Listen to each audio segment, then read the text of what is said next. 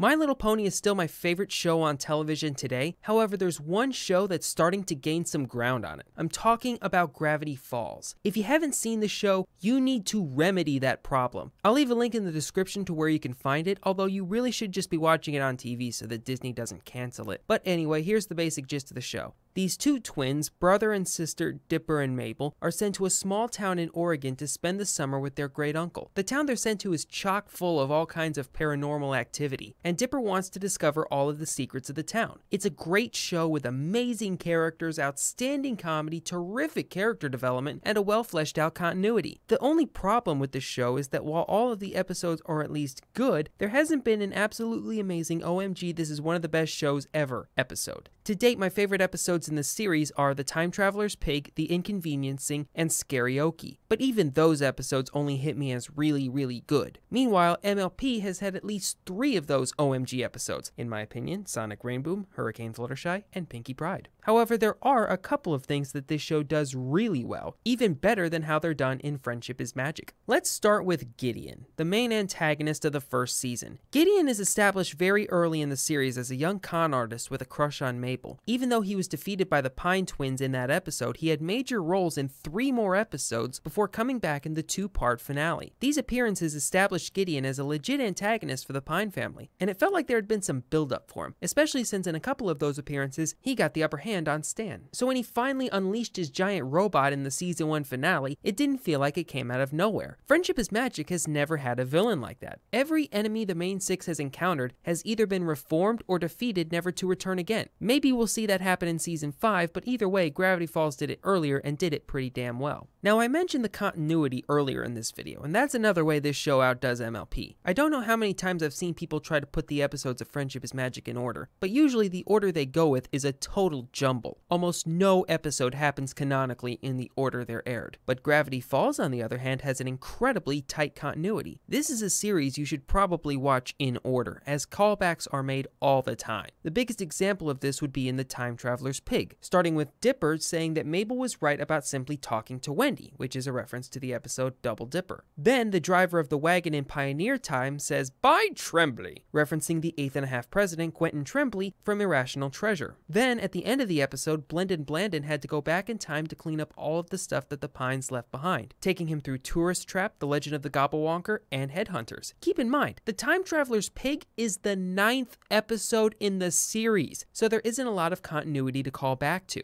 But my favorite thing Gravity Falls outdoes MLP in is the crush angle. I think the Dipper-Wendy crush is a much more realistic scenario than the Spike Rarity crush. For starters, Dipper and Wendy are a lot closer in age than Spike and Rarity. Dipper is 12, Wendy is 15. Speaking as someone who used to be 12, I crushed on girls a lot older than me at that time. On the other hand, while Rarity's age is up for debate, she's at the youngest Wendy's age, and usually seen as a little older, usually somewhere between her late teens and mid-20s. But the problem, however, lies with Spike, who's consistently viewed as a baby dragon. And then there's the way that the crush got revealed. First of all, it happens way earlier in the series in Gravity Falls, happening in its 22nd episode, while it happened in MLP's 36th episode. Meaning that it was strung along longer and made more tiresome in MLP. Now, when it was revealed in Secret of My Excess, Rarity never told Spike exactly how she felt about him. She just let Spike go on with his totally one-sided crush and even made him believe that she may have felt the same way. Meanwhile, when Dipper told Wendy how he felt about her, Wendy talked to Dipper about it and explained that while she was too old for him, he was one of her best friends and that he made her life much more exciting, and they agreed to be just friends. While Dipper may still have some feelings for Wendy, he at least knows where they stand and he won't have to torture himself wondering what could be. Oh, and I'm not sure how much this matters, but the intro song to Gravity Falls is so much better than the MLP theme song. I freaking love the Gravity Falls intro to the point where I'm whistling along with it every time it plays. Love that song.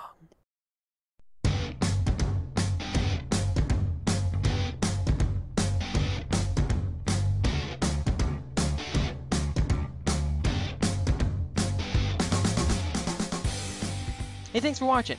Real quick, I just want to know, have you guys watched Gravity Falls yet? And if so, what's your favorite episode in that series? Thanks, and I'll see y'all later.